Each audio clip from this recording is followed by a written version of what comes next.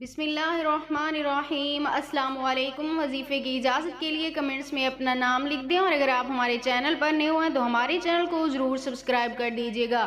آج جو میں آپ کے ساتھ وظیفہ شیئر کرنے جا رہی ہوں، یہ اپنے محبوب کے دل میں اپنے لیے محبت اور تڑپ پیدا کرنے کا مجرب عمل ہے، اور یہ ایک ایسا عمل ہے جس انسان نے بھی اپنی محبت کے لیے یہ عمل کیا ہے وہ انسان کبھی ناکام نہیں ہوا۔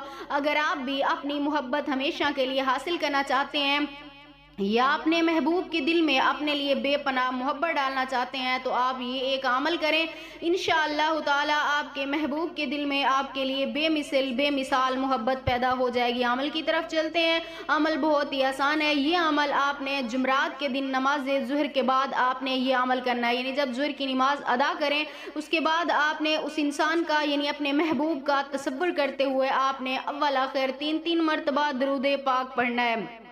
اس کے بعد آپ نے 21 مرتبہ بسم اللہ الرحمن الرحیم پڑھنا ہے۔ اس کے بعد آپ نے 3 مرتبہ سورۃ کوثر کی تلاوت کرنی ہے۔